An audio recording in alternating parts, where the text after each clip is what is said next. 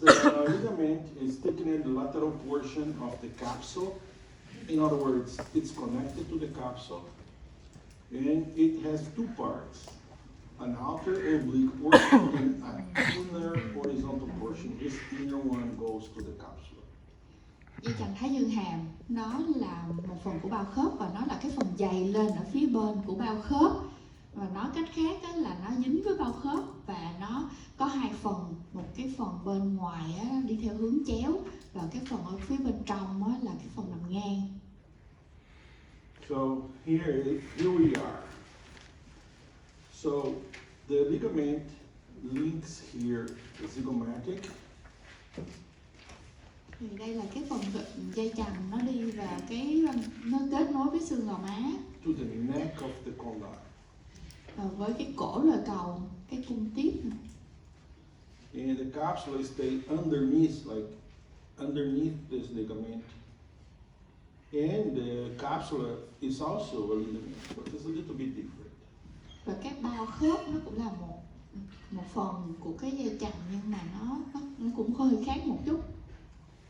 So this ligament is responsible to stabilize the mandible sideways and also vertically on the condyle area. Thì chức năng của cái dây chằng này là nó ổn định cái khớp thái dương hàm và nó ổn định cái vận động theo chiều ngang, theo chiều dọc. So if I palpate this ligament, nếu tôi sờ cái dây chằng, and the patient refers pain, và bệnh nhân bảo là đau,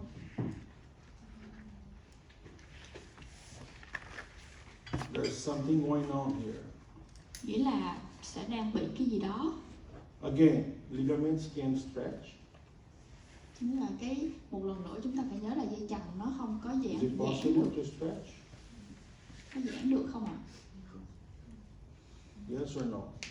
No. Không giãn được. So if the ligament is painful, Nếu mà dây chằng bị đau what is going on? thì là chuyện gì đang xảy ra? No, because ligaments doesn't have innervation. Ligament doesn't have innervation. So where is the pain coming from? Thì dây chằng nó không có thần kinh nên nó không có đau. Gì thì đau nó đến từ đâu? Periosteum. Từ màng xương. Okay, it comes from the periosteum. Nó đau nó đến từ màng xương. And the periosteum is painful, of course. Và dĩ nhiên là cái màng xương có thể cảm giác đau. So if I palpate the temporal mandibular ligament, Nếu mà tôi sờ dây chằng thái dương hàm and I feel the ligament sensitive or painful, và tôi cảm thấy là nó bị nhạy cảm hoặc I là nó can đau, suspect the mandible can be bad positioned in the direction and the vector of this ligament. thì tôi có thể nghi ngờ là cái hàm dưới nó ở cái vị trí kém theo cái hướng và cái vector của dây chằng. So it's like this, so the mandible can be backward. Thì cái hàm dưới có thể là bị luồn ra phía sau. And in certain cases, the mandible can be also shifted to the side. Và trong một số trường hợp là hàm dưới có thể bị lệch sang bên. Okay, making this ligament painful unilateral, for example. I have a unilateral pain on the right. Có or thể the là left. đau một bên I can have both sides. hoặc là đau hai bên. I can have one side sensitive, the other side very painful. So you need to understand. Hoặc là có một bên là nó nhạy cảm, còn ở cái bên kia thì là nó bình thường. So this ligament is very important for our diagnostics. Và cái dây chằng này nó là một cái vấn đề chẩn đoán quan trọng. Because it's the one that stabilizes the condyle. Bởi vì nó là một cái phương tiện để giữ ổn định lồi cầu. Okay. Sorry. There's some other ligaments. And here is a picture that depicts a little bit better the two branches of this ligament. Ở đây là một cái hình nó thể hiện rất là rõ là hai phần của dây chằng thái dương hàm. I am sorry to put my name in a watermark here because I am having a problem in Vietnam at this time. I never had problem in the past here, but now I am having a little problem. I am sad to say these things, but people take my material and give courses using exactly my slides and everything I do. And before, I didn't put these things, but now I have to. Otherwise, I will have to say, please don't record.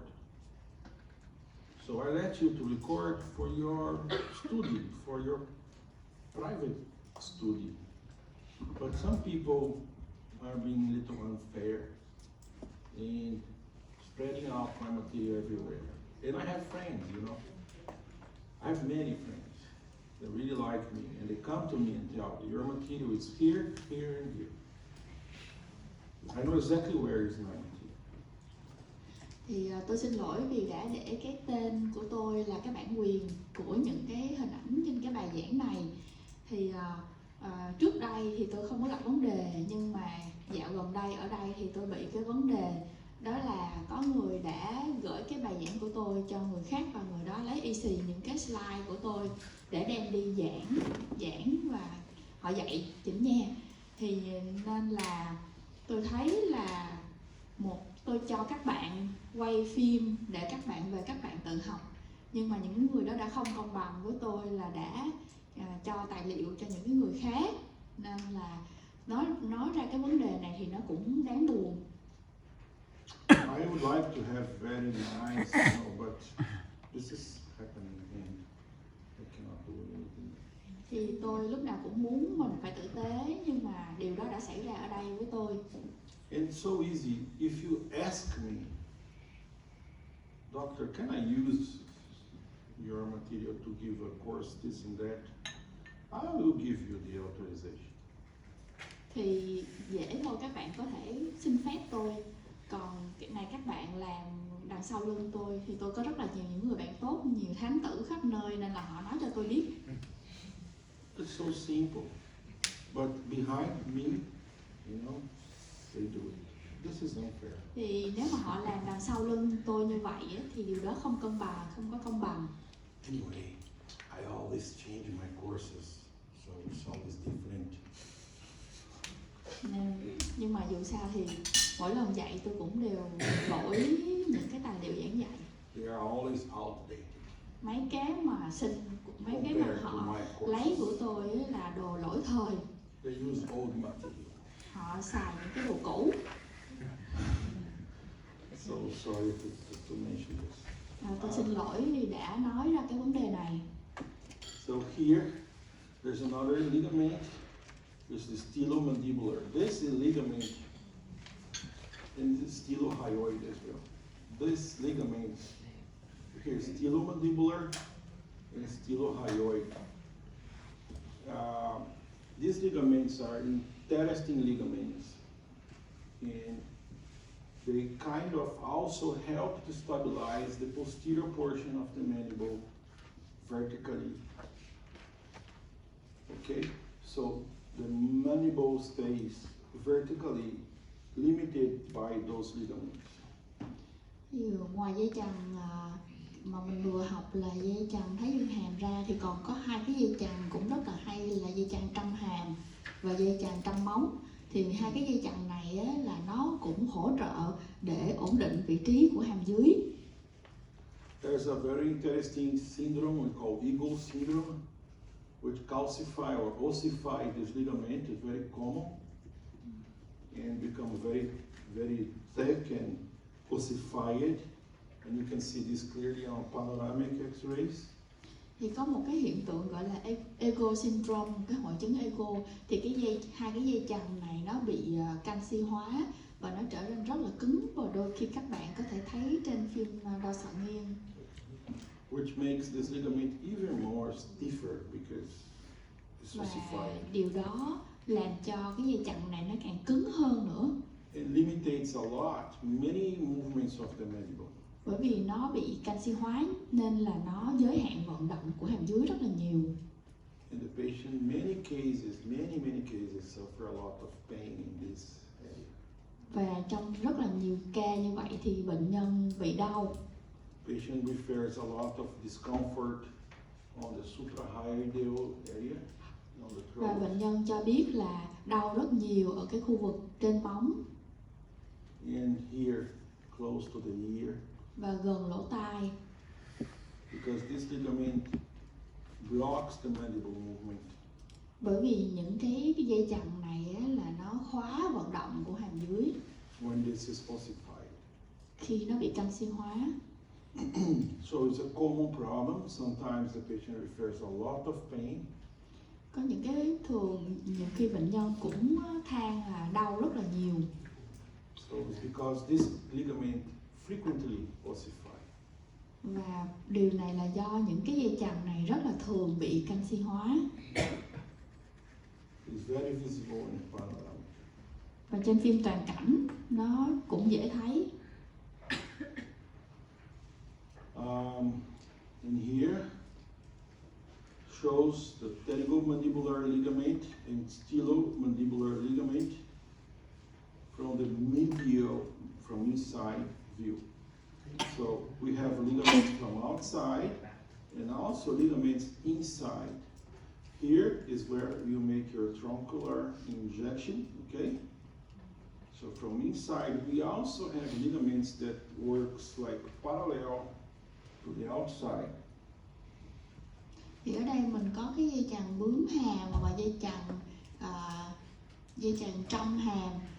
Nhìn từ cái phía mình nhìn mặt trong thì cái chỗ đó, cái chỗ bám ngay cái chỗ đó là cái chỗ mà mình đâm vào để gây tê vùng. Who's this one here? Cái xanh xanh ló ra là cái gì? What's this one? Chè.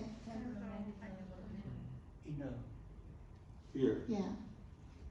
okay? Nó là ở cái phía ngoài á, cái dây chằng thái dương hàm á. So we need the ligaments from inside and from outside to stabilize the mandible. It's important always. This is why we also have group of muscles from inside and outside.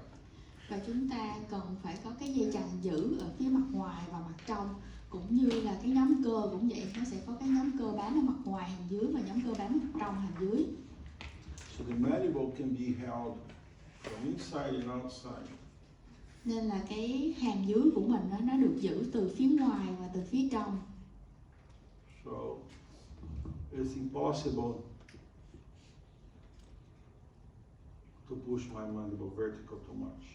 Nên là không thể nào mà đẩy cái hàm dưới há rộng quá nhiều. Because the ligament can't let you go. Bởi vì dây chằng nó không có cho mình há nhiều hơn nữa.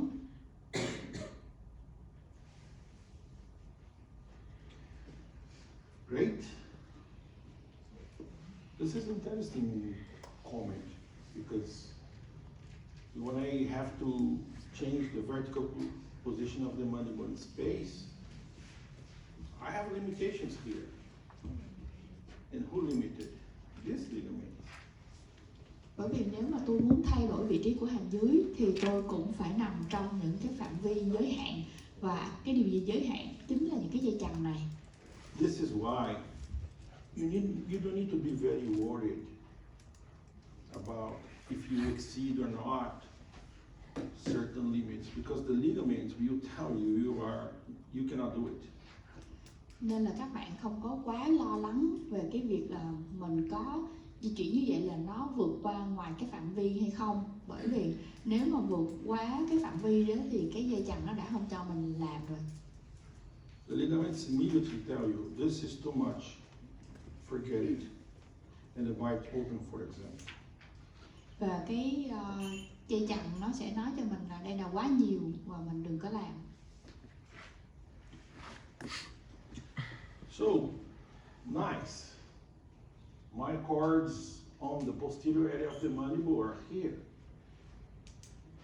Here, here, and here. Và đây là cái dây chằng ở phía sau của cái hàm dưới để ổn định hàm dưới.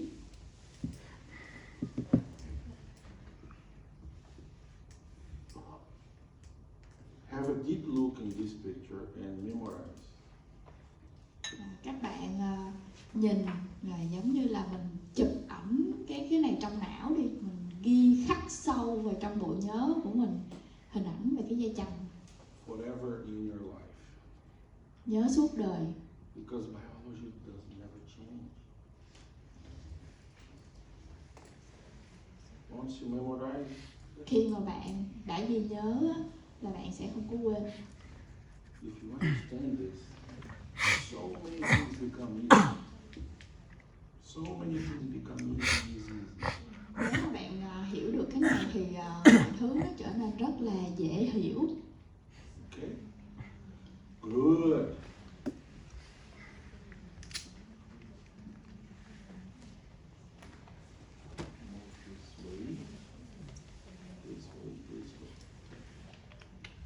Okay, stylomandibular and sphenomandibular ligament. Stylomandibular ligament runs from the styloid process to the end of the mandible. I will show you. The sphenomandibular ligament runs from the spine or the sphenoid bone to the lingula, which is from inside. So I just show you as well. Okay? Thì cái dây chằng trong hàm là cái dây chằng đi từ mỏm trong tới cái gốc hàm. Còn trong khi đó là cái dây chằng bướm hàm nó đi từ cái gai của cái xương bướm tới cái phần phía mặt trong của cái hàm dưới. This ligament here is very important for us. Cái phần này là rất là quan trọng đối với chúng ta. This illustration is a sagittal view. Okay, I took this picture from Professor Slavicek. Okay? Và cái hình này là tôi chụp từ cái của thầy Slavicek.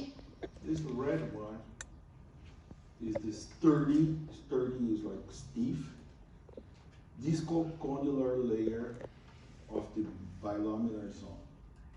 So this is kind of inside the bilaminar zone. So we have a ligament inside the bilaminar zone. Okay, this ligament is discocondylar ligament. Okay, so temporal discocondylar ligament.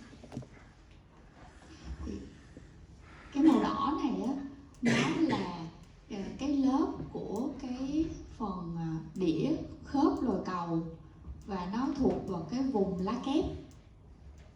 Sturdy có nghĩa là nó rất là cứng. The blue one, this one here. Màu xanh. The slender, oh, so nice word. The slender discotemporal ligament. So it goes temporal disco. Nó đi từ cái phần đĩa khớp tới xương thái dương và nó nhẹ hơn, nó mỏng hơn. Relaxed in a hetero position. So the mandible back, okay? Và nó sẽ được thư giãn ở cái vị trí hàm dưới ra phía sau. This ligament relax. Cái dây chằng này nó được thư giãn. And when the mandible back, từ hàm dưới về phía sau. This one stretch, let's say extend.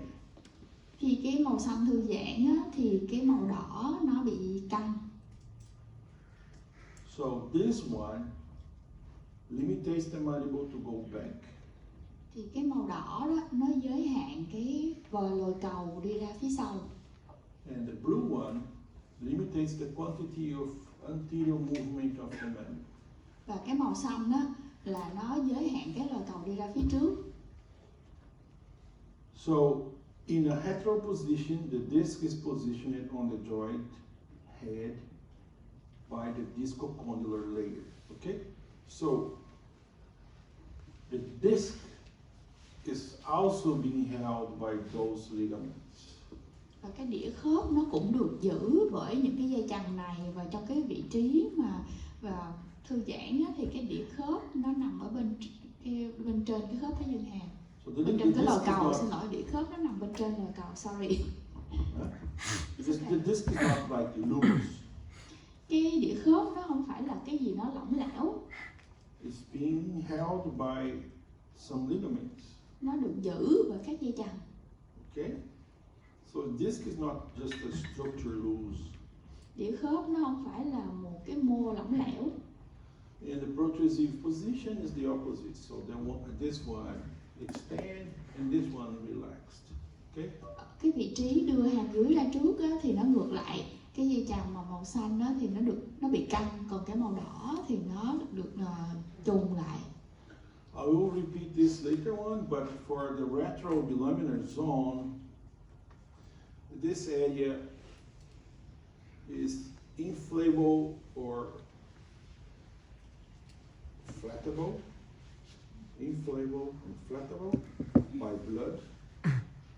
So bilaminar zone acts like when the condyle move forward, this area fulfills with blood. Thì cái vùng mô sau đĩa đó, cái vùng lá kép á, là một cái vùng mà nó có thể thay đổi kích thước. Nếu mà cái lồi cầu mình nó ra phía trước á, thì mạch máu nó sẽ tới, nó lấp đầy cái gọi là máu nó sẽ đến, nó lấp đầy cái chỗ đó. Và khi mà cái lồi cầu của mình bị ép ra sau á, thì máu nó sẽ chạy ra khỏi. Nói chung là cái đó nó có thể thay đổi, giãn nở được. And when the mandible goes back, this area becomes flat out of blood. Khi mà lồi cầu dồn ra phía sau á, thì cái máu nó bị đẩy đi. Some books call this like airbag, but this is not really like this. Một số cái sách giáo khoa thì gọi nó giống như là túi khí, nhưng mà thực sự nó không phải giống túi khí. This is like a cushion of blood, Nó giống như là một cái đệm có máu, like a sponge. giống như là xốp vậy đó. So it goes larger when the condyle goes further to fulfill the gap. Thì cái mút xốp đó nó sẽ phình lên khi mà cái lồi cầu nó ra phía trước để lấp đầy khoảng trống. And when the condyle goes back, the blood get out together. So it's kind of not really an airbag to protect, but it's kind of to slow down the movement a little bit. Not be like all the movement at once.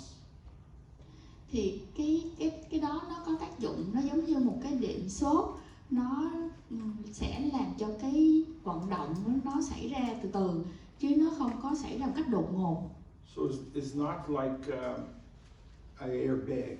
Nó không phải giống như một túi khí mà bùm một phát là nó phình lên.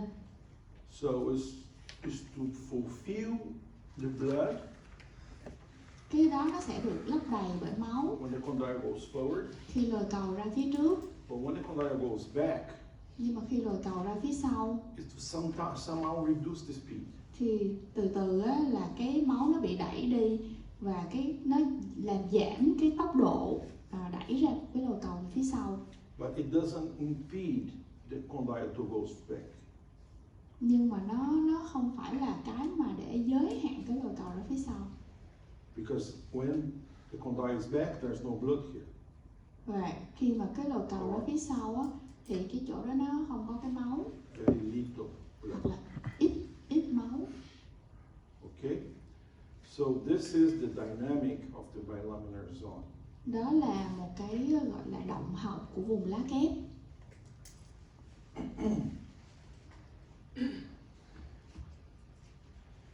Here is from the book. I really like this picture. It's very, very beautiful from professor. Đây là tôi lấy từ cái quyển sách và đây là một cái hình rất đẹp từ giáo sư. Professor Slavic. Giáo sư Slavic. Not me. I just Chứ am a không phải là simple guy. tôi chỉ là một người đơn giản. I repeat as a parrot. Tôi lặp lại như một con vẹt. Everything I learn. Những gì mà tôi được học.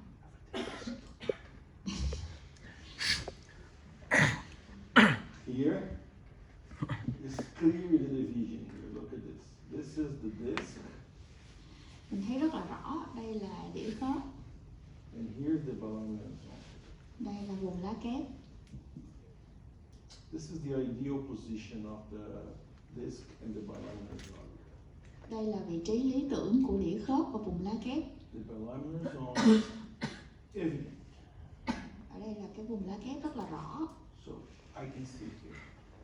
Tôi có thể thấy ở đây This line divides một cái đường phân chia bilaminar zone, vùng lá kép và đĩa khớp. and here is the disc. Okay? So this is the perfect position in a normal position of the disc and bilaminar zone in a good patient, okay, in a good position. Và đây là một cái hình ảnh và cái vị trí lý tưởng của cái đĩa khớp và vùng lá kép ở một cái lồi cầu bình thường khỏe mạnh. So somehow the disc and the bilaminar zone divides at 12 o'clock here to the condyle. Thì mình thấy cái vị trí lý tưởng nó là vị trí 12 giờ, nó là ngay cái đường phân tách giữa đĩa khớp với vùng lá kép. It's not 11 o'clock, it's not 1 p.m. Okay, it's not 1 o'clock, it's 12. Nó không phải 11 giờ, cũng không phải 1 giờ mà ngay chính giữa 12 giờ. I have more structures to talk here, but let's focus just that, okay? Thì tôi còn nhiều cấu trúc nữa để có thể giảng dạy, nhưng mà các bạn hiện giờ các bạn phải nhớ cái hình ảnh này trong tâm trí ha. Another picture. Một hình ảnh khác. This is the disc removed. Cái này là người ta đã bóc cái đĩa ra. Okay, you can see all muscles attached to the condyle. Thì mình thấy đây là những cái thớ cơ bám vào lồi cầu And to the disc itself. và cũng bám vào bản thân của cái đĩa. Later on, we will talk about muscles. I don't want to make this too confused now. Thì mình học xong cái này một chút nữa mình mới học về cơ. Tôi không muốn kể ra cho các bạn rối ở đây. So look how the bilaminar zone and the disc really sit on top of the condyle. Thì các bạn hãy thấy là cái phần vùng lá kép và cái đĩa khớp á, là nó ngồi bên trên cái đầu lồi cầu như thế nào. And here is exactly the illustration of 12 o'clock. Đây là cái hình minh họa đúng vị trí 12 giờ. Right? We have the discocondylar temporal ligament here, Này có dây chằng đĩa khớp, thái dương đĩa khớp which will hold the condyle to not go backward. để giữ cái lồi cầu nó không có đi ra quá phía xa. So this sketch shows extension of bilaminar zone during average inclination of the articular eminence. So the position of this system depends very much on how is the eminence. Và cái này nó thấy được là cái độ nghiêng của cái vùng lồi khớp. If I have a shallow eminence, if I have a very high eminence, the things can change. Và nếu cái lồi khớp nó có thể dốc ít hay là nó dốc nhiều quá là nó có thể thay đổi.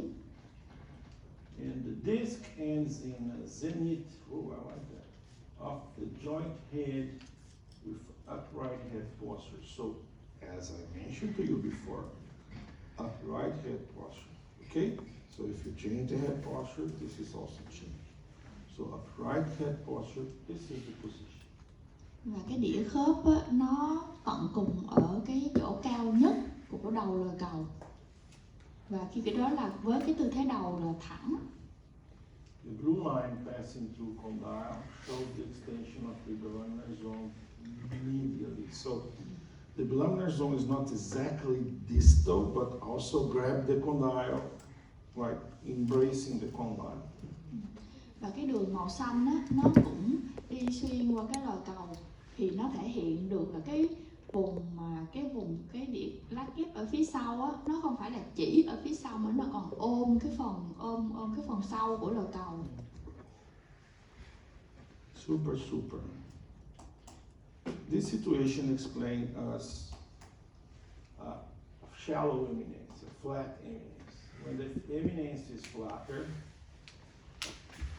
the disc tends to be more posteriorly positioned. Ở đây là một cái hình cho thấy là với những cái người mà có lồi khớp mà nó phẳng á, thì cái đĩa khớp á, có vẻ như là hơi lùi ra phía sau. And the laminar zone tends, or at least try to push the condyle forward. Và cái vùng lá kép á, nó cố gắng đẩy cái đĩa ra phía trước. So, to kind of find a better position for the condyle. But you have to have in mind, this area is very innervated and painful. So, there's a limit for this movement. Và cái vùng phía sau này á, thì cái vùng mô sau đĩa này nó có mạch máu rồi nó có thần kinh, nên là nếu mà mình nén ép quá nhiều á, sẽ bị đau. On the other hand, a very deep eminence Ngược lại, với những người mà có cái lồi khớp rất là dốc sâu, makes the disc displacement very more anterior. làm cho đĩa khớp bị dời ra trước. And the laminar zone extends on top of the condyle. Và cái vùng lá kép á, nó bị kéo giãn và nó phải nằm ở bên trên đầu lồi cầu. And it completely changes the situation here. In this position, when the eminence is very high and the disc is placed very anteriorly like this, the laminar zone tends to stabilize the condyle more vertically than anteroposteriorly. Và khi mà cái đĩa khớp nó bị đẩy ra phía trước, cái vùng lá khớp bị kéo giãn như vậy á, thì cái lồi cầu có khuynh hướng là nó sẽ giữ ở cái vị trí theo chiều dọc hơn là theo chiều trước sau. But again, there's a limit Dĩ nhiên nó cũng có những cái giới hạn, because this is painful. bởi vì cái vùng này nó sẽ đau. Okay, so we need to understand that depending how is the eminence, the laminar zone and the disc displaced in a different positions to kind of maintain a normal function of the condyle. Thì những cái thành phần ví dụ như lồi khớp, đĩa khớp và những cái vùng lá kép á, nó sẽ phối hợp với nhau để duy trì, cũng như là giữ được cái vị trí của lồi cầu. So, if you have a very deep overbite patient, I will transmit this into clinical talking, okay? Và bây giờ tôi sẽ liên hệ những cái kiến thức này với những ứng dụng lâm sàng trong trường hợp bệnh nhân có cắn sâu chẳng hạn. This is a situation very common in a very deep overbite patients. Là cái tình huống này rất là thường gặp ở bệnh nhân cắn sâu. So this is normal in a deep overbite. Thì ở cái người cắn sâu á, là cái này là bình thường. It's not wrong. Nó cũng không sai. So if you take an MRI here, sometimes the doctor says the disc is in front. Nếu mà mình chụp phim X-quang thì nhiều khi bác sĩ nói là đĩa khớp nó dời ra trước. But the disc follows the movement of the condyle during the excursion and incursion. Nhưng mà thật ra cái đĩa khớp nó đi theo cái vận động của lồi cầu trong cái quá trình trượt hàm và đưa hàm về. But for the doctor who write you the Diagnostic the diagnostic or the pressure. reason, I don't know. There's a name in Portuguese you call lauda, but Clinical finding. the clinical finding. Mm-hmm. When the doctor writes, because he usually is a medical doctor, it's not a dentist, okay? He writes, the disc is in front, but that's normal. Như vậy thì khi mà bác sĩ X-quang chẩn đoán mô tả cái đĩa khớp thì bác sĩ nói là đĩa khớp nó nằm ra phía trước, Nhưng mà thực ra nó là bình thường ở cái người kháng sau. It's not wrong. The thing is if the disc is moving together with the condyle or not. Thì nó không có sai, nhưng mà vấn đề ở đây quan trọng á, là cái đĩa khớp nó có di chuyển đồng bộ với lồi cầu hay không. If during the movement the patient lose or not lose the disc, and in what position the disc is losing. Và nó có di chuyển đồng bộ với lồi cầu hay không, và cái khi nào thì nó mất cái mối liên hệ, mất đồng bộ với lồi cầu. I'm giving a lot of information for you, okay? Thì tôi đã cung cấp cho các bạn rất là nhiều thông tin. And in this guy here, the disc is on top. Thì trong cái trường hợp này, đĩa khớp nằm ở bên trên đầu lồi cầu. But a little bit more distal. Nhưng mà nó hơi về phía xa. Because it's not 12 o'clock here, it's about 11 or 10 o'clock. Thì cái này không phải 12 giờ nữa, mà nó cỡ 11 giờ. And the doctor will say in the report, the disc is on top. Thì bác sĩ sẽ mô tả đó là cái đĩa khớp nằm bên trên. But what is important to us is to understand. Cái điều quan trọng đối với chúng ta là chúng ta phải hiểu. If the disc follows the movement of the condyle during the aperture and close. Cái đĩa khớp nó có đi đồng bộ, nó đi theo lồi cầu trong cái há nhọn hay không? Okay. So here is kind of interesting summary of the medial view. So I have here the capsula. Thì ở đây là một cái sơ đồ để tóm tắt. Ở đây mình có bao khớp. So the capsula, observe here how the capsula fully covers the condyle. Thì mình thấy là cái bao khớp á, là nó phủ toàn bộ lồi cầu. And look at the ligaments from inside stabilizing vertically the mandible.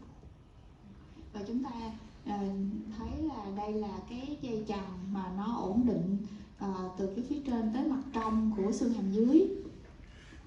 And here is the stylomandibular ligament, and this is sometimes very ossified, and the styloid process becomes very long. Và đây là dây chằng trăm hàm, và nhiều trường hợp thì cái dây chằng trăm hàm này nó bị vôi hóa, làm cho mình có cảm tưởng như là cái mỏng trăm nó rất là dài. And here, a capsula. I love this picture. Và đây là cái bao khớp, tôi rất là thích hình ảnh này. This doctor removed everything and just have the capsula. Bác sĩ đã loại bỏ hết tất cả những cái cơ để bộc lộ ra bao khớp. Observe how interesting is the design of the capsula. It's like a pocket.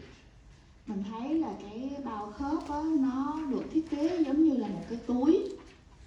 And the capsula is mobile. It moves. It's not rigid. Và cái bao khớp á, là một cái mà nó di động chứ nó không phải là cứng nhắc. Because this is not really a ligament. Bởi vì cái đĩa khớp nó cũng không phải là dây chằng. So when the patient open and close, Khi bệnh nhân há ngậm, look at this. The capsular cavity allows relatively unlimited movement. thì khi bệnh nhân há ngậm á, thì cái khoan khớp, cái khoảng của bao khớp á, nó cho phép những cái giới hạn tương đối là không giới hạn. And here is like this. The capsula stays like in this illustration. Cho cái hình minh họa thì cái bao khớp là cái màu xanh lá. And it shows functional rotation freedom of the joints in the lower compartment in spite of their taut attachment to the disc. So this is all connected but allows movement. Thì mình thấy cái sơ đồ này cho thấy là cái khớp có thể xoay chức năng một cách tự do ở cái khoảng khoan khớp dưới, cho dù là nó bám vào cái đĩa khớp. That's mobile. Nó di động được. And now, an important ligament that we have in this illustration is the collateral ligament. So now if I have a frontal view of the patient, we have collateral ligament here holding the disc to the condyle on the medial and the lateral. Thì ở đây mình thấy là nếu mà mình nhìn từ phía trước tới á, thì có hai cái dây chằng nó bám từ cái đĩa khớp xuống đầu gờ cầu, một cái là phía trong, một cái là phía ngoài. So these guys hold the disc sideways. Thì cái này nó sẽ giữ cho cái đĩa khớp ở hai bên. So collateral medial. Thì cái phía bên gần và bên xa, They maintain the disc stabilized side to side. và nó sẽ giữ được cho cái vị trí đĩa khớp ở hai bên. So many ligaments, huh? Nhiều dây chằng quá phải không ạ? Not so simple I was imagining. Không có đơn giản như mình tưởng tượng. Here we have this illustration showing us the capsula and who's this guy? Thì cái này là cái gì ạ? Cái dây chằng Who's this guy? temporal mandibular ligament, Temporal mandibular ligament. dây Very chằng thái dương important. hàm. And they are together. The capsula overlap this thing. Và nó đang xen cùng với cái bao khớp. They are super connected. Nó có cái mối liên kết rất là chắc. So the capsula is not strong enough to maintain the mandible, but this ligament is. Cái bản thân cái bao khớp nó không đủ chắc để giữ cho cái gờ cầu, nhưng mà cái dây chằng này giống như là cái đai gia cố á. The nature is smart. Tạo hóa rất là thông minh. Very smart. The guy who did this did good job. Người mà đã đấng sáng tạo ra cái này rất thông minh. We have some other ligaments, very, I would say that word, but I stop it. So just say nice word. Okay, like how can I be nice here? This ligament is a bad guy. A bad guy. The next one. Cái mà dây chằng tiếp theo mà thầy sẽ nói là một cái thằng tồi. We have some automandibular ligaments. Rồi đó là tên là gì nào? Automandibular ligament. Why do they exist?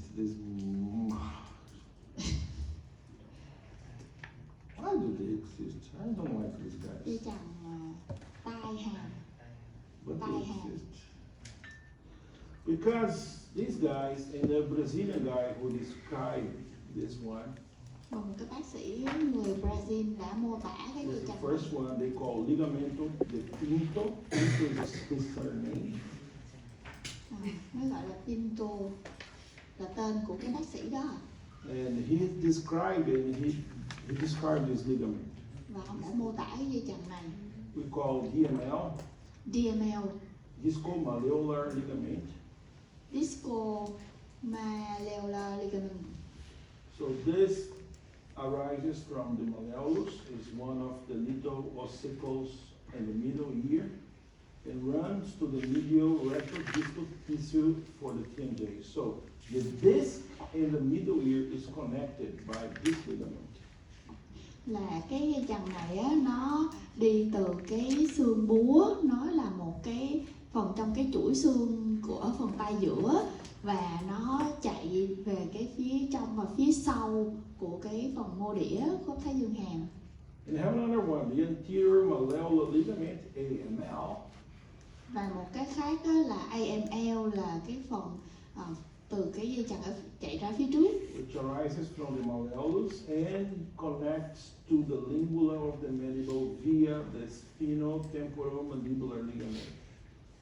là nó chạy từ cái xương búa và nó kết nối với phía trong của hàm dưới thông qua cái dây chằng bướm hàm.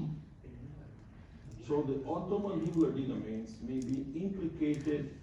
Oh, that's What is tinnitus? tinnitus Tinnitus. associated with the TMD. Do you know what is tinnitus? The sound that the The patient noise. has, yeah, Okay. that, Yes. that I have on my right side. And I hate this because of this ligament, okay? Cái dây chằng tai hàm này á, nó là liên quan tới những cái tiếng kêu ở trong khớp á. Thầy cũng bị cái tiếng kêu ở bên khớp bên phải của thầy ghét. And it's found that there's a positive correlation between the tinnitus and ipsilateral TMJ disorder. Và nó có một cái mối liên quan dương tính, có nghĩa là mối liên quan giữa cái tiếng kêu này với lại cái rối loạn thái dương hàm ở một bên. And it's already been discovered and proposed that a TMJ disorder may stretch those ligaments, affecting the middle ear structure equilibrium. Và người ta nghĩ ra là cái loại năng thái dương hàm nó có thể kéo giãn cái dây chằng DML với lại AML á, là dây chằng tai hàm á, và nó ảnh hưởng tới cái sự cân bằng của cấu trúc vùng tai giữa. Therefore,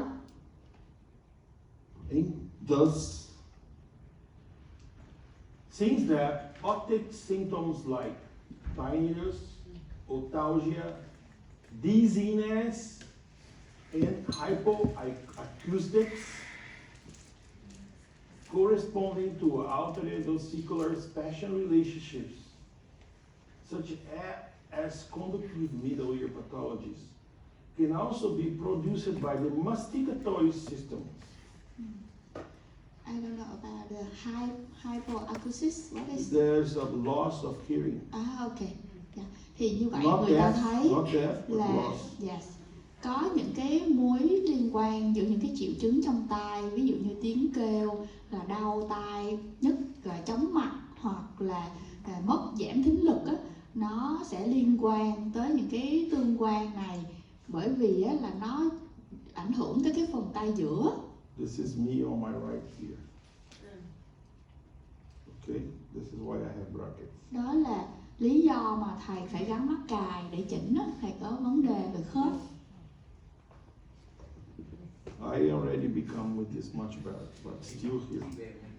Và chỉnh nha thì thấy là triệu chứng có cải thiện hơn nhưng mà chưa có đủ ổn. Not because I want to be more handsome. You already handsome. Of course. Thì không phải là thầy muốn đẹp trai hơn thầy mới chỉnh, tại thầy có vấn đề. It's because I want to eliminate this thing here. Thầy muốn loại bỏ những cái triệu chứng ở trong tai. Do you know, I will be back for the very first minutes of my presentation today. The guy has a molar. There's a little pain here. And now you do endodontics. And now the patient fracture. And now you make deflection. And now you reduce the vertical dimension. And now you fracture the second molar. And the second molar fracture become the vertical dimension very bad, and the patient start to have tiny toes, and the patient So has I can guess it's you, right?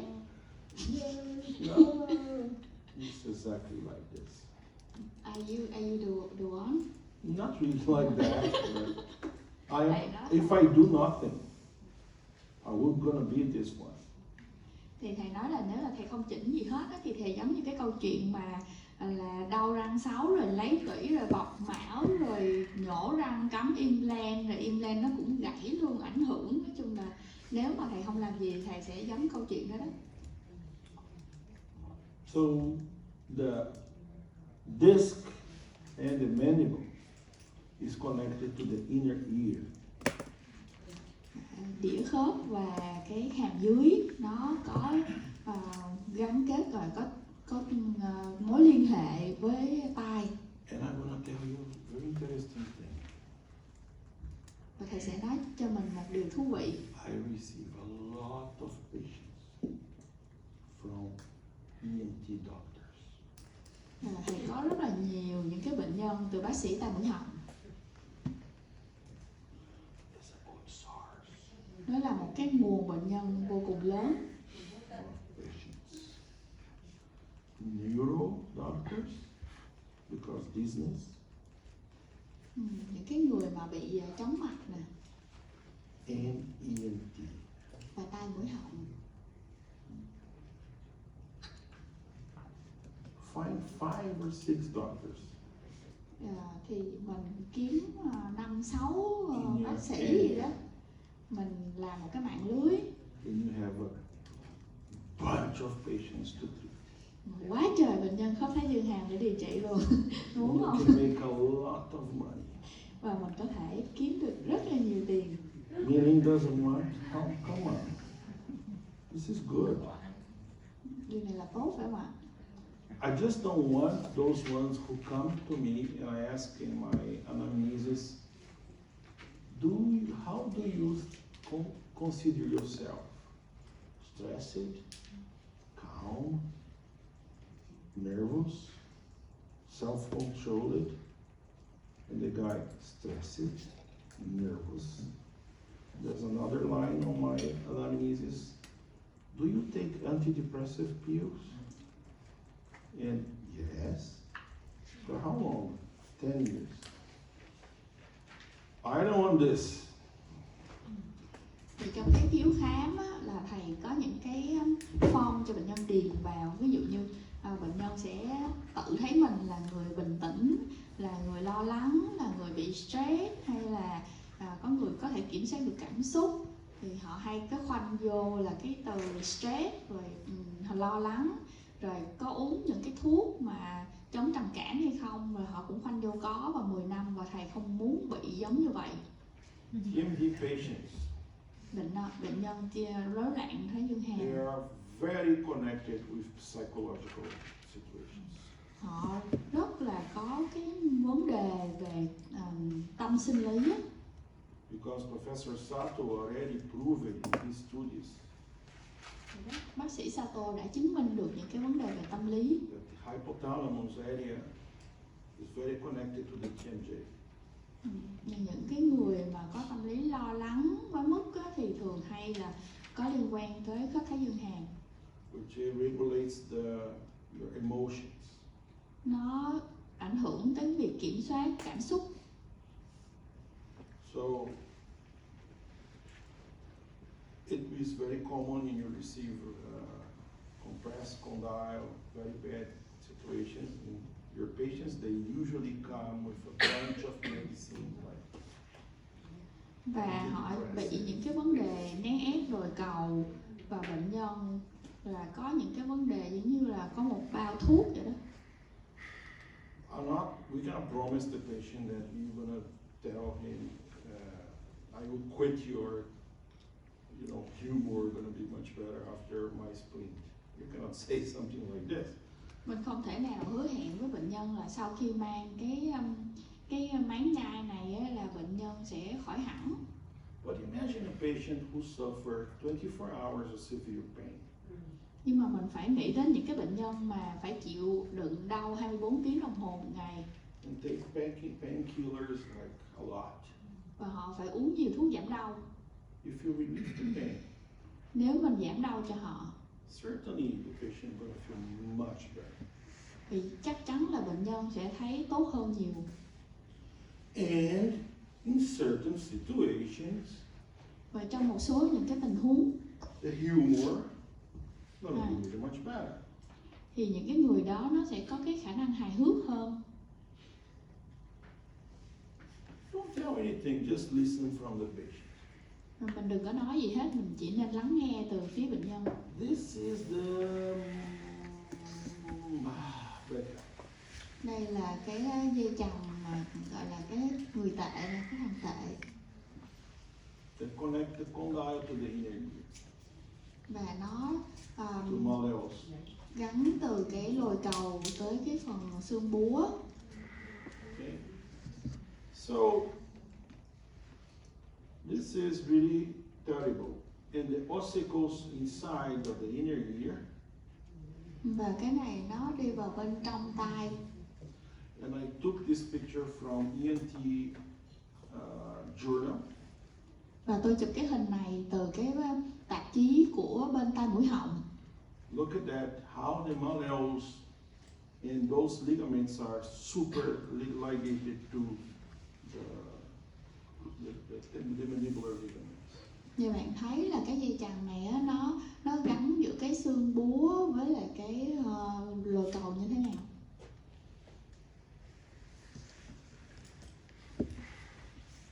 It's not so easy. Không có dễ phải không ạ? Here's a lot of it also from ENT journals. Và đây là cũng là những cái hình ảnh từ vừa bên tai mũi họng. How all the inner ear Đây là cái phần tai trong is super close to the condyle. rất gần với lồi cầu. Okay? Here's the condyle. Lồi cầu nó nằm ở đây. Okay? And we have here this ligament Và ở đây mình có cái dây chằng that can shake depending the compression it causes to the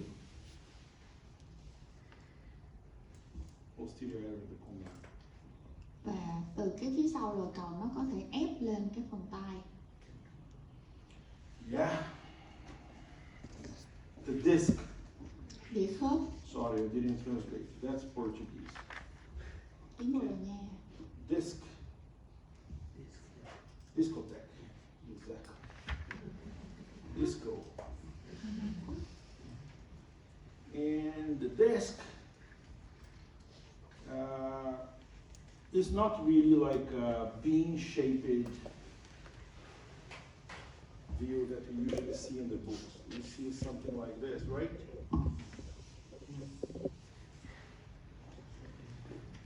It's not like this. This is like a sagittal cut.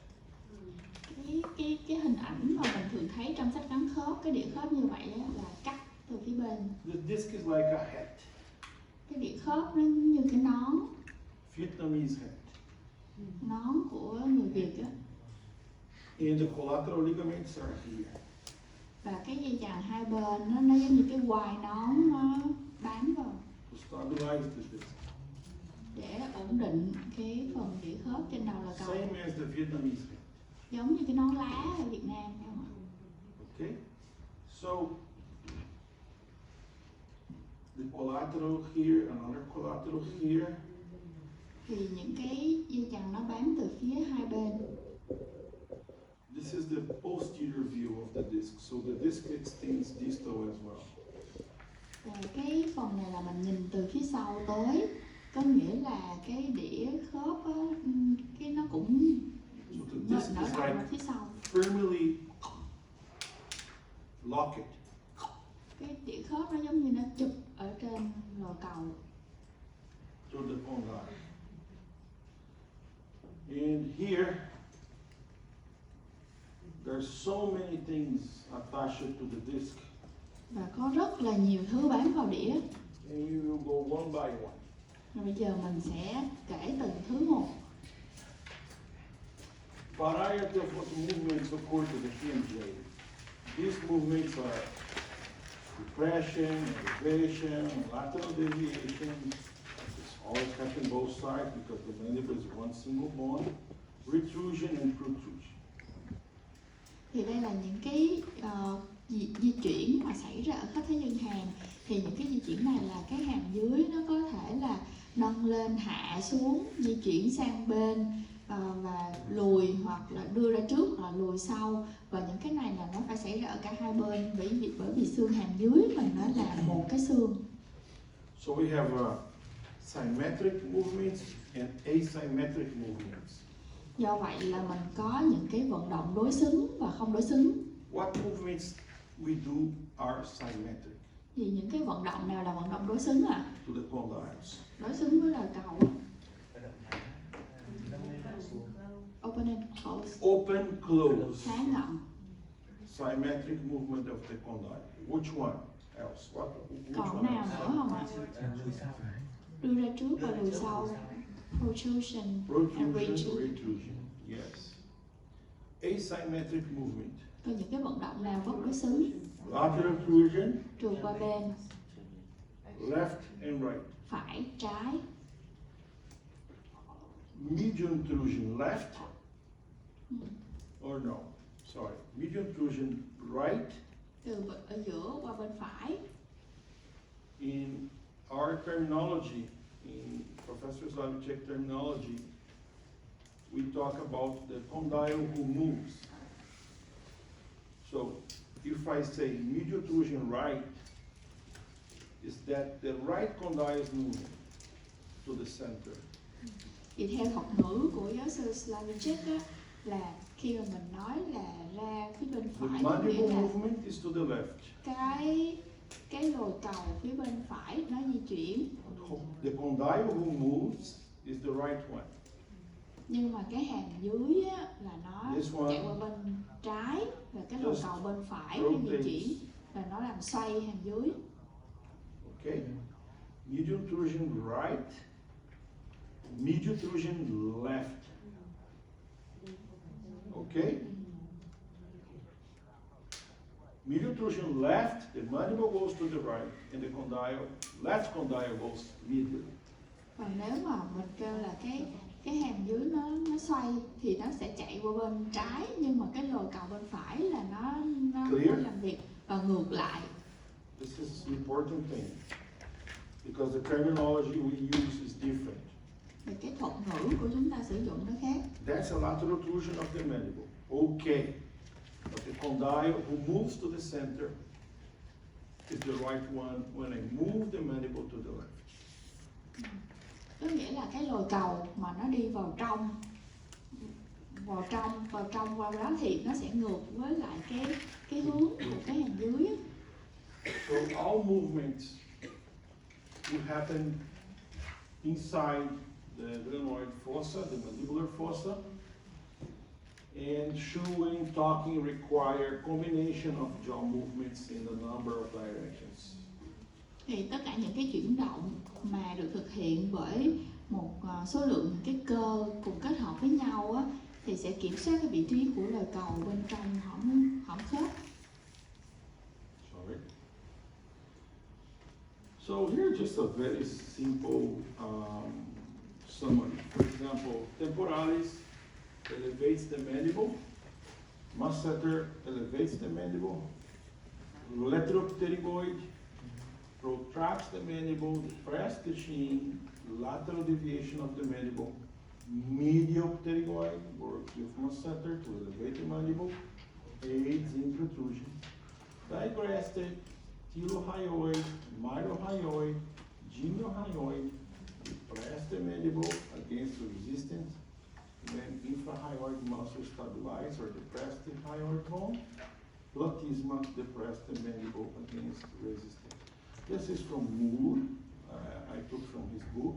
Ở đây là những cái tóm tắt những cái hoạt động cơ từ sách của tác giả Moore.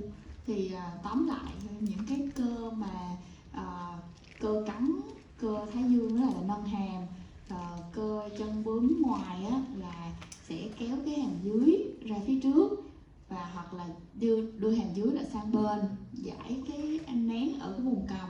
Còn cái cơ chân bướm trong á, là nó phối hợp cùng với cơ cắn để nâng hàm và hỗ trợ trong cái việc là đưa hàm ra phía trước. Những cái cơ trên móng như cơ nhị thân, cơ trong móng, cơ hàm móng, cơ cầm móng, nó sẽ làm cho cái lồi cầu kháng lại được cái sức cản của những cái nhóm cơ dưới móng. Và cái cơ cuối cùng là plastima, thì nó sẽ giảm cái áp lực của cái hàm dưới khỏi cái kháng lực. I don't know the plastima, the last muscle. What is it? Cái phần cơ cổ luôn. Cân. Yeah. Plastima. So I will talk about one by one, very deep, because if we don't understand muscles, we cannot treat any patient. Okay, this is very, very important thing. Thì thầy sẽ giải thích từng cái loại cơ một. Nếu mà chúng ta không có hiểu rõ thì chúng ta không có điều trị được bệnh nhân. If we don't understand muscle function, forget dentistry. Go to another thing. Nếu mà mình không có thuộc về chức năng cơ á, là mình bỏ ngành nghe luôn đi, mình đừng có nghĩ tới chuyện điều trị nữa. And the crazy thing that happened to me, I am a professor of the University of Illinois in Chicago. Okay, I go there, and I usually teach my first years. First years they just come from graduation, so they are fresh. Okay, they come for our orthodontic department for the master degree course. Okay. Thì tôi có dạy ở cái trường đại học Illinois, thì ở đó là tôi dạy những cái học viên từ năm nhất khi mà họ mới tốt nghiệp và đến học về cái chỉnh nha. So they come to me, first day. How are you guys? I have 9. Nice to meet you, everybody. Ngày đầu tiên là hỏi han. Where are you coming from? I am coming from the University of Nebraska. Good. Where are you coming from? I am coming from Harvard. And you? I am coming from University of Washington. Oh, great. What about you? I'm coming from University of Indiana. And this way, okay, so universities from many areas in the United States, very good ones. And sinh viên đến từ nhiều trường đại học trên thế giới. I asked them, could you please tell me the muscles of mastication? Thì tôi sẽ hỏi là các anh chị có thể kể những cái cơ nhai là gì không?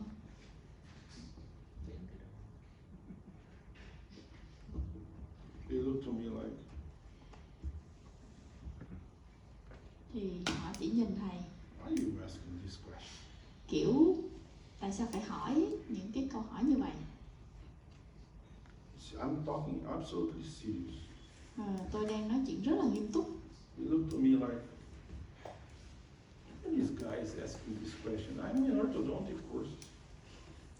Kiểu như là những cái bác này đang học sau đại học về chỉnh nha, thì học chỉnh nha mà tự nhiên hỏi về cơ chi vậy? I'm here to learn how to move the teeth. Đến đây học là để di chuyển răng, học di chuyển răng. Okay, I understand you're here to move the teeth. Thì tôi hiểu là các anh chị đến đây để học chỉnh răng. Could you please answer my question? Nhưng mà các anh chị làm ơn trả lời câu hỏi của tôi. This is the way you should do in the United States, exactly like this. Could you please tell me the muscle mastication?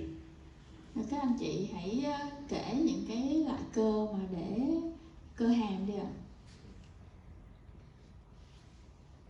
Mấy cái cơ nãy thầy mới. They tell me maximum 3 of them. Dạ, khoảng họ kể cho thầy tối đa là 3 cơ. The maximum I can get. 3 cơ là tối đa thầy nhận được câu trả lời. They say masseter, Cơ cắn, temporalis, cơ thái dương, temporalis they say. And sometimes, very, very sometimes, they say trigoidal. Đôi khi là hiếm hoi thì họ nói là cơ chân bướm. What else is missing here? Còn cái gì còn thiếu? Can you tell me? Muscles of mastication. Những cái cơ hoạt động trong quá trình ăn nhai á. Let's see if you guys are better than the United States. Để xem mình có kể được nhiều hơn các bác sĩ bên Mỹ không nha. Don't read. Không được đọc. It's there. There are more muscles than that.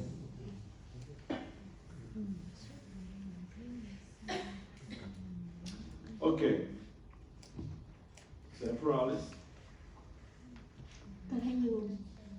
For temporalis, I have 3 muscles in one.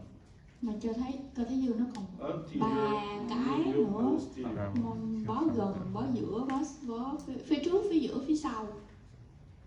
if I ask origin insertion, is it okay? Nếu mà tôi hỏi thêm về nguyên ủy với bán tận, các anh chị có nhớ không? Is it bad? Too bad? Too aggressive? My side? No, I don't want to be unfair. Okay. Masseter? Cơ cắn. But I have two. Cơ cắn cũng có 2 bó. I have the deep one and the superficial Bó one. nông với bó sâu. Oh. What else we have? Còn gì nữa ạ? Lateral pterygoid. But lateral pterygoid I have 3. Cơ chân bướm ngoài. 3. Nó còn có ba cái bó. Believe me, you have 3. But people usually say the 2. Mà mọi người thường chỉ nói là 2. I need 2, but later on I discovered another one. Mới đầu tôi cũng tưởng là có 2, nhưng mà sau đó tôi phát hiện ra tới 3. And what about, who else? Medial pterygoid. Cơ chân bướm trong. This one is no really big deal. Cái này thì cũng không phải là quá quan trọng. What else we have? Còn cơ gì nữa? Myelohyoidal. Digastric. Oh, Cơ nhị digastric. thân. We have 2 areas, 2 bellies, huh? Cơ nhị thân thì nó có 2 cái bụng cơ. Can I ask origin insertion? Is it that bad? Thì Wake up nguyên time? ủy với bán tận của cơ nhị thân nó nằm ở đâu? Is it bad? It's super bad if I ask that. I understand. What else we have? Infrahyoidal area, muscles, but supra, I still have something else. Thầy vẫn còn muốn mình kể thêm nhóm Genial cơ trên hyoidal. móng, cơ cầm móng, hàm móng, Good. stylo, Myelohyoidal. milo. You Dạ. forgot the myelo. Dạ. Cơ móng lưỡi. What about Tom? Tom is there. Huh? And what else? I guess this is good. I don't want to push you too much. They don't ask me this question. Never.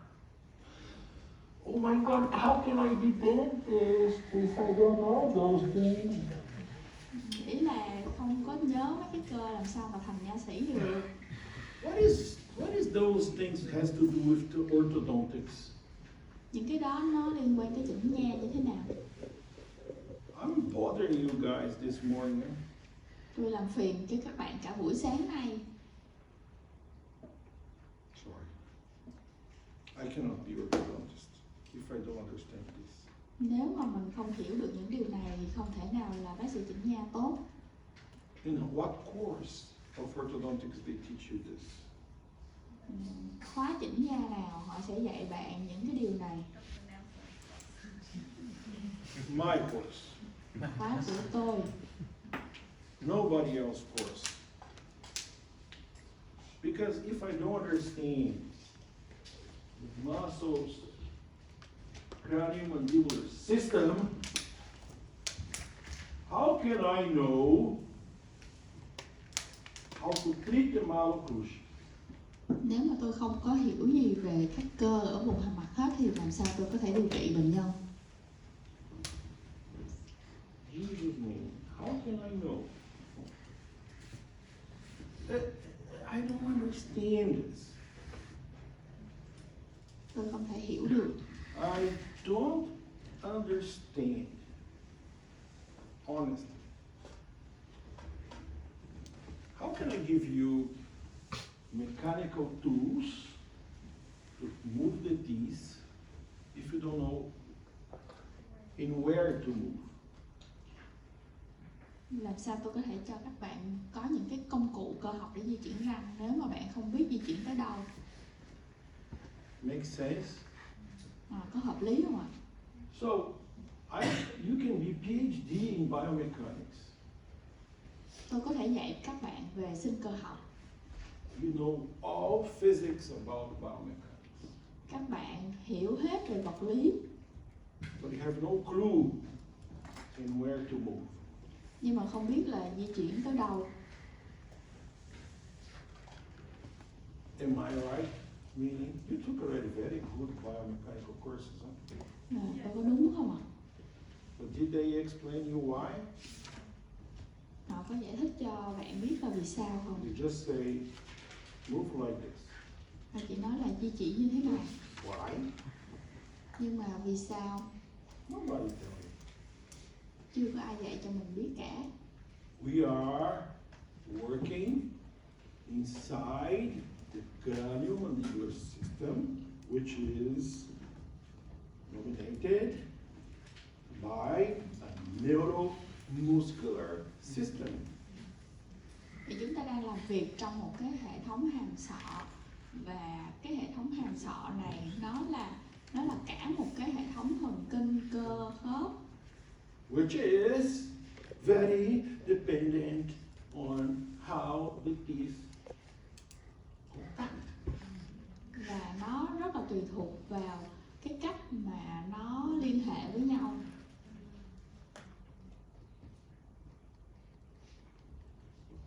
If I have a brilliant occlusion Nếu tôi có một cái khớp cắn thật là đẹp in my hand here, trong tay ở đây, wonderful, everything. If you look, this occlusion here in my hand nếu bạn nhìn cái khớp cắn trong tay của tôi, is supreme. The best occlusion I can have in my hands in life. đó là một cái khớp cắn tốt nhất mà tôi có được trong đời. The best description of occlusion is here in my hand. Đây là một cái mô tả tốt nhất về khớp cắn trong tay tôi. If I attach this thing in my bones, Nếu mà tôi dính những cái này đưa vào trong xương, gắn vào trong xương like this, như vậy, what happened to the middle? chuyện gì xảy ra ở hàm dưới ạ? Hàm dưới bị gì nếu mà mình gắn theo hướng đó? It goes back. Hàm dưới lùi sau. If I attach like this, Nếu mình gắn theo như vậy, I distract the condyle. rồi mình kéo giãn cái phần lồi cầu kéo ra trước. This way, I put the condyle up. Cái này mình gắn như vậy là mình đẩy lồi cầu lên trên. This way, I put the condyle distracted. Bằng cách đó thì mình kéo lồi cầu ra trước. But it's perfect. Nhưng mà cái khớp trong cái hàm này nó hoàn hảo. It's super good. Đó. But when you putting this in the bones to work, they are very bad position. Nó rất là đẹp, nhưng mà khi mà mình dính vào trong xương thì In a tùy wider những observation. cái góc độ như nào nó sẽ trở thành những cái tình huống rất là tệ. So that's why people say occlusion has nothing to do. Đó là lý do mà người ta nói là khớp cắn nó không có liên quan gì hết. Static. Bởi vì khớp cắn ở đây mình hiểu đó là khớp cắn tĩnh, In function nhưng mà mình phải nói về cái vấn đề chức năng. is another. Nó là một câu chuyện khác. This is what I'm here. Đó là lý do tôi ở đây. I remember a phrase from Ricketts, as I am now, having wine with him. I was drinking red wine. In Vietnam, you say wine for anything is not beer, but I'm telling wine is wine, really wine, okay? Red wine. I was having a red wine with him in my city, and he says, function means nerves, means muscles, it means reactions. You can never talk about a living person without having consideration of nerves, muscles, ligaments, psyche, and everything. Thì chức năng nó là cái mối quan hệ thần kinh cơ, và mình không thể gọi là một cái cá thể sống nếu mà không có những cái mối quan hệ giữa thần kinh cơ. So we are treating living people. Chúng ta đang điều trị những cái cơ thể sống, They are alive, believe me. là họ còn sống. I'm not treating cadavers and I am not treating typonomes. Kiểu không phải là mình điều trị trên cái xác, cũng như là không có điều trị trên mẫu hàm. I must understand this. Tôi phải hiểu được điều này. Before even put a bracket or a crown or make an implant. Cho dù là mình gắn mắc cài hay là làm mão hoặc là cắm implant, I need to understand this. tôi cũng phải hiểu cái này. I don't know what time should I make a break for lunch. Các anh chị muốn nghỉ trưa chưa ạ? It's around this time, if I'm not Yeah. wrong. Uh-huh. So after I brainstorm you this morning, after the break, we will talk about muscles function. And do you have gloves? I asked for. So can you prepare gloves for them? Yeah, phone. I always ask you. Okay? Come here. No. Here. Can you prepare for after lunch gloves for Cái them? xin găng tay á, chiều nay á, đầu giờ chiều các bạn ở bên công ty á chuẩn bị cho thầy hộp găng tay.